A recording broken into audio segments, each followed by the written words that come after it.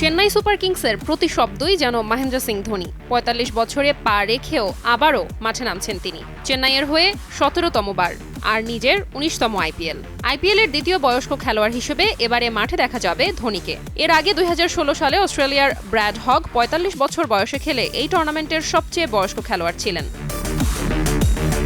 ২০০৮ সাল থেকে শুরু। আইপিএল মানেই ধোনি, চেন্নাই মানেই ধোনি।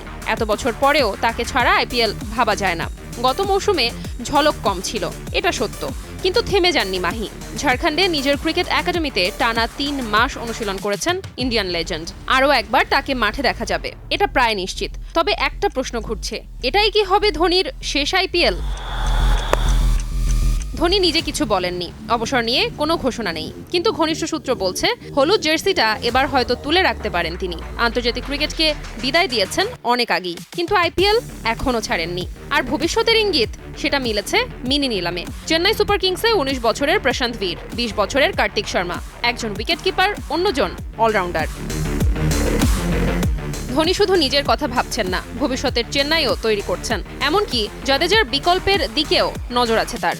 ধোনির ঘনিষ্ঠ বন্ধু রবিন উথাপ্পা বলেন, এবার ছবিটা পরিষ্কার, এই মৌসুমটাই ধোনির শেষ হতে চলেছে, আর নতুন করে জল্পনার জায়গা নেই। নিলামে তরুণ ক্রিকেটারদের উপর যে গুরুত্ব দেওয়া হয়েছে সেটাই সব প্রশ্নের উত্তর। চেন্নাই শুধু প্রতিভা খুঁজছে না, তাদের সামনে এগিয়ে দেওয়ার পথও তৈরি করছে। এগুলোই সবচেয়ে বড় প্রমাণ। আইপিএলে ২৭৮ ম্যাচে ৫,৪৩৯ রান করেছেন ধোনি। স্ট্রাইক রেট ১৩৭.৪৫। Diana Zarin, Star news.